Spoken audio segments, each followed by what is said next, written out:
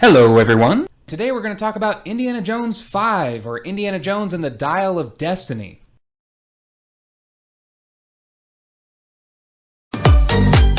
So I had my notes right here. It's probably going to be a little disorganized, but you're just going to have to deal with it. So, right off the bat, I had the full experience for this movie. I saw it in IMAX, and I saw it at the Chinese Theater in Hollywood. Now, I saw it there because where I work, I'm able to see it for free, and I'm honestly kind of glad that I saw it for free because I did not want to spend money on this movie. I didn't, it's not like I wanted it to fail, but I just didn't want to spend money on it. Everything I heard about it just didn't sound like it was going to be good. And it wasn't that good. Let me just start off by saying, it wasn't terrible, okay? It wasn't absolutely terrible. But the fact that I have to say that is already kind of bad, don't you think? There were parts that I don't even know if I would say I really liked, but just they were okay. One thing I will say, and this is easily the most controversial take in the whole review, Kingdom of the Crystal Skull is a better Indiana Jones movie. And I'm phrasing it that way because whether or not you think that this movie, Dial of Destiny, is a better movie, I mean, like, technically, I don't even know if that's the case still, but Kingdom of the Crystal Skull is easily a better Indiana Jones movie because it actually feels like an Indiana Jones movie. Even though Harrison Ford was already old in that movie, he was still doing things that felt like things Indiana Jones would do. In this movie, it doesn't feel like an Indiana Jones movie. There were multiple times while I was watching it and I was just thinking, okay, this feels like a completely different movie and it just happens to have Harrison Ford in it and he's dressed as Indiana Jones. So, just so you know, spoilers from here on out. I'm going to spoil multiple things about this movie because I just got to talk about some of the shit. So, when they're in Archimedes' tomb, that kind of felt like an Indiana Jones movie. Kinda. I was like, okay, this feels more like that. And yet, I kept getting Tomb Raider vibes, honestly. I don't know if it was because, was that the first Tomb Raider or the second? I think that was the first Tomb Raider, where she goes to, like, the Temple of the Moon or something like that. It felt very much like that. You know, it's like, okay, underwater in this temple, not like as cheesy as the Angelina Jolie Tomb Raider movies, but it just kind of felt more like a Tomb Raider movie. It didn't feel like Indiana Jones. And so again, I'll say Kingdom of the Crystal Skull is a better Indiana Jones movie because right off the bat, I mean, the MacGuffin for Kingdom of the Crystal Skull is not very good, and of course the refrigerator scene is really stupid, and I don't know why they had like the weasels in it. So for the record, I actually went back and watched the first 4 Indiana Jones before seeing this new one, so they're very fresh in my memory. But the scene where Indy is swinging on one of the lights and then crashes into one of the vehicles, that felt like something from Indiana Jones.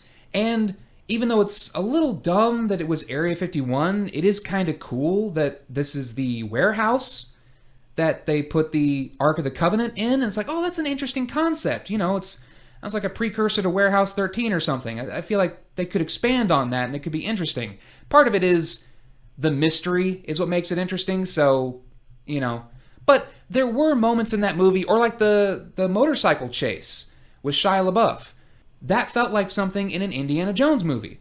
There were multiple moments in Kingdom of the Crystal Skull that felt like moments from an Indiana Jones movie. They were just clearly worse than moments from the first 3 Indiana Jones movies, including Temple of Doom, which I think the first and the third one feel the most like Indiana Jones movies. They feel the most like classic adventure serials. But Temple of Doom does too. It's just, you know, it has its problems.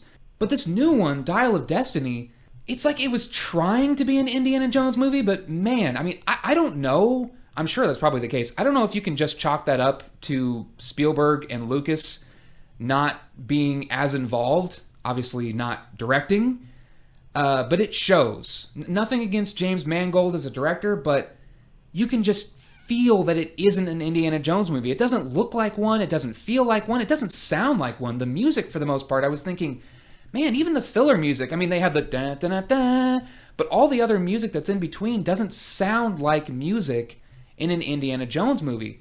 So yeah, I'm 100% sticking by my statement that Kingdom of the Crystal Skull is a better Indiana Jones movie. It just is. This new one doesn't look, feel, or sound like an Indiana Jones movie. If Harrison Ford wasn't in it, it would just feel like kind of a sort of Tomb Raider-ish, maybe Indiana Jones ripoff. I mean, a significant portion of the movie wasn't even about Indiana Jones. It was about Helena Shaw, which I will get to her later. One thing I want to talk about with the movie, which was just annoying, and I heard people talking about it, how the hell did Mads Mikkelsen, I don't even remember the actual, I mean, I don't even know if I can remember like his fake name versus his real name. But anyway, how in the world did he know where they were going to be at all times? That made absolutely no sense. Like, he's looking through the binoculars, and they have this awkward bit where they're showing the map, and they overlay him looking through the binoculars, and they had like this 80-yard line where he's like, they're heading west, not east. And like, they had to put that in because it doesn't make any sense that he knows exactly where they went. Even if he knew which direction they were heading, it's like, oh, okay, he knows they're not heading towards where Alexandria was. But, the funny thing is, they could have turned at any point and gone south. Or, sort of like southeast toward Egypt. That didn't make any sense. Then when Indy and Helena are going to the cave, the Ear of Dionysius, somehow Mads Mikkelsen knows roughly where it is, but doesn't know where the cave is. Like, they don't show him asking whatever the kid's name is, Helena's sidekick. They don't show them asking him where it is, and I don't think he would even know exactly where it is. But they show up to the site that is near where the cave and then ask somebody where the cave is. Like, well, if you don't know where the cave is, how did you know that it was anywhere near there? They just, I don't know, they stuck a freaking homing beacon in Indy's hat or something because they just always know where they are. It doesn't make any sense. And then also I want to talk about the whole portal thing. So, spoilers again, the Antikythera device, basically it tells you exactly when a portal in the sky will open that will take you back in time, but they never explain how that works. The implication is that the Antikythera just tells you when it's going to happen. It's a mathematical device, but it doesn't control it doesn't control time. So they never at any point explain how Mads Mikkelsen thought that he was going to be able to go to a specific date. Like, how do you navigate through time? They don't explain that. And then there's this line where Indy says, he talks about continental drift and like, Archimedes couldn't have known about continental drift. And I didn't even understand what he meant by that. Maybe I'm just not understanding here, but I'm thinking, wait, you're saying, okay, he didn't know about continental drift, so therefore you're not going to be able to go back to 1939? But I don't understand how in the world that works. What does continental drift have to do with that? I mean, you could say, okay, he didn't factor that into his calculations, but what relevance does that have if it was only ever going to take... Because clearly it still worked. This, he couldn't factor in continental drift, but it still worked the way that he wanted. So I don't understand what that even meant or how that worked. Like I said, how are they supposed to navigate through time to arrive at a specific year, let alone a specific date? They never explain that. It's just, I don't know, Mads Mikkelsen thought that, well, I want to go to this particular day, so I'll end up there, I guess. It doesn't make any sense. Like, okay, so they fly back, and they realize that they're in the wrong place, and the guys in the plane start shooting down at the boats with guns for some reason. No particular reason. I guess they're shooting at them, but it's like, okay, but why? I don't know. It doesn't really make any sense. And then you see them fighting. You see them fighting on the land, and then for some reason the ships just leave. Maybe I was sitting there watching the movie the whole time. I didn't see at any point where the battle turned around and forced them to flee.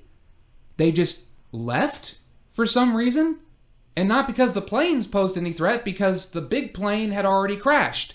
So there wasn't really any reason why they just left. I don't know.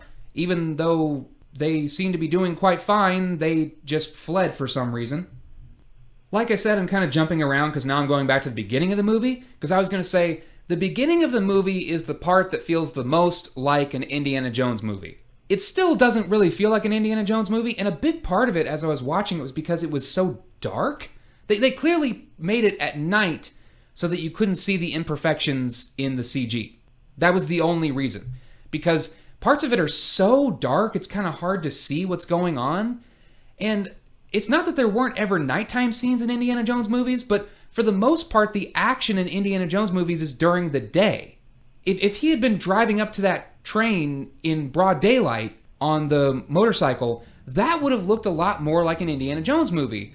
And man, the de-aged Harrison Ford face, because my understanding is that it was a completely different actor doing the physical work, and then they just put Harrison Ford's de-aged face over him, but then it's still old man Harrison Ford doing the voice, so the voice doesn't match with the appearance, and it really didn't look good. I mean, that whole opening scene looked pretty good for a video game cutscene, but not that good for a big budget film that supposedly cost around $300 million. Also, at one point when like one of the random Nazis gets I can't remember if he gets knocked off the train or he gets shot or something, but there's a Wilhelm scream. But it doesn't sound like a normal Wilhelm scream. It actually caught my attention because like, okay, that's clearly the Wilhelm scream, but like the pitch was different or something. I don't know, it was weird. And I just remember thinking, well, why put it in at all if you're just going to change the way that it sounds? I mean, surely that's supposed to be a reference, right? You know, people put that in movies as a reference, and of course it's in a lot of, like, Lucas productions. You know, it's in Star Wars movies, it's in the Indiana Jones movies. So surely that's a reference to past movies.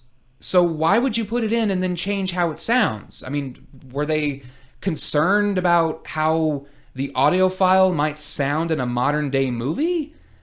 And also, how the hell does Mads Mikkelsen not die? So, when they're up on top of the train, and Mads is trying to get the Antikythera, he gets knocked off the train by, I forget, is it like one of the, sort of like the grain silos with the arm that sticks out, you know, or it's either grain or water or whatever, that would put it in the train. So that's sticking out. Indy, like, jumps over it, and then it smacks Mads Mikkelsen off the train. And I remember seeing that and thinking, so is he immortal? Even just in watching the trailers, I was thinking, are they going to explain that somehow his character is, like, immortal or has some kind of supernatural abilities or something? Because he does not age as much as Harrison Ford does. So I remember even in the trailers thinking, that guy doesn't look that much older. Is there some reason why he doesn't age as much over time? And then when I saw him get smacked off the train, I thought, okay, he's got to be like immortal or something, or have some kind of weird thing going on. But nope, they never explain. They don't even show like any damage to his face. They never explain how he survived that, because he 100% would have fucking died. He just getting hit by that thing alone would have killed him instantly. And then when he's flying off of the speeding train, that, you know, wherever he landed, that would have fucking killed him. So they never explain how he survived that. For the most part, the action in this movie was just kind of boring. I mean, there's the chase scene in Morocco with the little, I forget what they're called, but they're basically like little motorbikes. And somehow those little things, which, you know, have 3 wheels and tip over very easily, somehow they're able to go like 70 miles an hour and do like sharp U-turns. It's just, I mean, a lot of it, when you look at it, it's like, okay, it looks like they shot some of this practically. So I don't know if they just had like some sort of modified little bike thing, because I'm thinking like, there's no fucking way that those things can go that fast and can do those maneuvers. All those sharp turns without falling over. And like, especially when it's showing like Indy talking to Helena or whatever, the background just looks CG, but they're going so fast, and I'm thinking, I don't think those things go that fast. I don't think they do today, let alone back then. And then of course, yeah, there's Helena, because I mean, a lot of people were not looking forward to this movie because of her, and I kind of feel sorry for Phoebe Waller-Bridge, because it's not necessarily her fault. I mean, she was okay. Like, she did an okay acting job. But the biggest problem was just the fact that her character was... Well, first off, her character was not very well developed at all. A lot of it, they were clearly just trying to make her unlikable. Like, she cares more about money than anything else. but then also trying to make her a likable character. And it's like, well, what about her is there to like? She's so full of herself and only cares about money. How did you end up like this? I mean, resourceful, daring, beautiful, self-sufficient! It didn't work for me. And there were multiple scenes. I mean, there's the one scene where she's reading or whatever, translating the Polybius Square, and she's acting so smug, like rubbing it in Indy's face that she knows history better than him. And then there's the bit where she's talking about how she memorized all 7 notebooks that her father wrote, and like that's all in her head. Clearly, they're trying to set up this character for a future movie or a future show. I don't care if they deny it. I watched this movie. I know that's exactly what they're doing. It's painfully obvious that they want to set her up. I mean, it may not happen at this point, but if it had gone over well, they 100% would have gone forward with either her own movie or movie series or her own Disney Plus show. I mean, they gave her her own sidekick. It was so clear. I mean, the whole chase scene, a significant part of that involved her running away from her ex-husband. And it's like, oh, okay, so some irrelevant moment in your past is sort of interrupting the movie here. Like, we're supposed to be focusing on the Nazis and, trying to save history, but you have this thing that's showing up that's sort of interrupting the movie for a little bit. And it's not funny. It's not interesting. It's just, that helped make it feel like less of an Indiana Jones movie because it just felt like a different movie that was supposed to star Phoebe Waller-Bridge. And then, oh, here's also Harrison Ford, and he just happens to be dressed like Indiana Jones. And I'm sure a lot of people are going to try to deny that she was a Mary Sue. She 100% was. Almost all of the movie, she's basically perfect. And then she brags about, being so smart and attractive. And it's like, that's just not a likable character. Like, you can just come in as this brand new character and act like you have all this background and all this, like, oh, I'm so much more interesting. Like, I've only known you for 20 minutes. No, you're not. You can't just insist that a character is more interesting. You have to actually have them do interesting things. And that's 100% what this was. It was just insisting that she's an amazing character. And like I said, clearly trying to set her up for future movies or shows. Genuinely, the most interesting element of her character was when they were in the cave trying to get to Archimedes' tomb and there were bugs. Clearly sort of tying back to Temple of Doom. I thought it was weird that Indy was freaked out by the bugs because, I mean, in Raiders, when he has the spiders all over him, he doesn't really react at all. And in Temple of Doom, it's like, okay, there's a lot of bugs. But, I mean, he was freaking out in Dial of Destiny. And, like, okay, that doesn't really seem in character for him. But then she actually freaked out. I was expecting her to be like, what are you worried about? They're just bugs. Because that would have been in line with the character they were setting up, where she's just perfect and has no flaws. But she actually freaked out because of the bugs. I mean, it lasted all of like 5 seconds. It was a complete waste. It didn't really add anything. But to be fair, that was one flaw that she actually had. It's not even really a significant flaw, but she was scared of the bugs. And to me, that was the most interesting character trait because it was actually something relatable. She wasn't just this completely flawless character, like, oh, okay, she's scared of bugs. That's actually relatable and normal. Instead of just being this absolutely flawless person who has an incredible memory and brags about how smart and attractive they are. And I mean, like, I think maybe one time somebody kind of sort of gets the best of her, but she's never really in trouble. And because of the way they set her up, you know that she's not really ever going to have any serious problems. She's not going to get kidnapped or anything. You know that she's not really ever at any risk because they've established her character as just being flawless. So yeah, the fact that she was actually scared of the bugs was kind of surprising to me. I didn't expect them to do that, and as insignificant as that is, that was the most interesting part of her character, which is kind of a sad thing to say. Genuinely, I can't believe that this movie cost $300 million.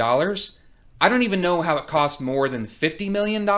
I know they did reshoots and stuff, and you can kind of tell the ending was clearly reshot. There's no way that was the original ending. I'm sure that Indy died back in time. I'm sure that that's what happened, because the ending was just shoehorned in. Like, so him and Marion got divorced because Mutt was killed in the war, but then she shows up at the end and is not mad at him and is fully ready to give him another shot, which kind of made the fact that they're divorced and him talking about being sad that Mutt was dead, it kind of made that irrelevant.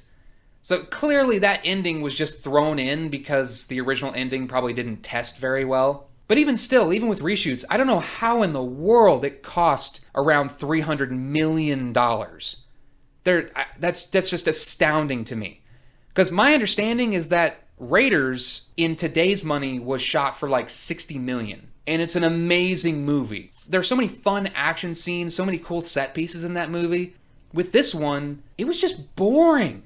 The most interesting part was the part where they go back in time. It's like, oh, that's actually kind of cool. For one thing, it's during the day, so you can actually see everything.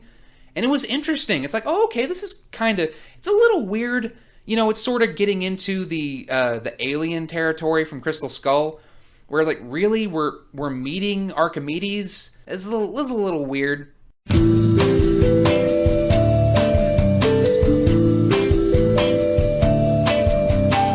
But yeah, for the most part, the movie was just boring. And like I said, it didn't feel like an Indiana Jones movie at all. I would go back and watch Kingdom of the Crystal Skull again. I mean, I just did not too long ago. But I would actually go back and watch that movie again because even though it's my least favorite of the first 4 Indiana Jones movies, there are some elements to it that I still kind of like. I mean, overall, the movie is, it's not that great. But there are elements that I do enjoy. There are parts of it that do feel like an Indiana Jones movie. With this one, I have no interest to go back and watch it because none of it feels like an Indiana Jones movie, and whatever it actually is just isn't interesting. It's not really very fun. It's not funny. It was clearly missing the charm that Spielberg movies and Lucas movies have. It was clearly missing the charm that the first 4 movies had, because Kingdom of the Crystal Skull did still have some charm. It was the least interesting of the first 4 Indiana Jones movies, but there was still kind of that Spielberg feeling and that Lucas feeling in it. It still felt fun. It still felt like an adventure. This one didn't feel like that. Most of it felt like an absolute waste of time, and the parts that did feel like Indiana Jones either were still kind of boring or didn't make any sense, or like at the beginning, like I said, was just really dark. And the CG, the de-aged Harrison Ford face was just really distracting. So, yeah, it wasn't terrible. It's easily the worst movie in the franchise, in my opinion. It is worse than Crystal Skull. It didn't work out very well, and I think this is just another franchise that Disney has killed. I kind of knew that this movie was going to be bad when I saw the Applebee's tie-in. Get a free ticket to see Indiana Jones and the Dial of Destiny when you spend $35 at Applebee's. Applebee's. Now that's eating good in the neighborhood. Oof. Anyway, I'm Dracona, and have a nice day. Honestly, I'm more looking forward to Mission Impossible Dead Reckoning because, at least there are real stunts in that movie. And all I could think about when I watched The Flash or when I watched this movie was, wow, even just the trailer for Dead Reckoning looks better than these movies because I can tell that these, driving scenes were actually filmed for real with no CG, or minimal CG. But they actually look real. It looks like it was done practically. It doesn't look like there was a green screen or some shit. But yeah. Bye.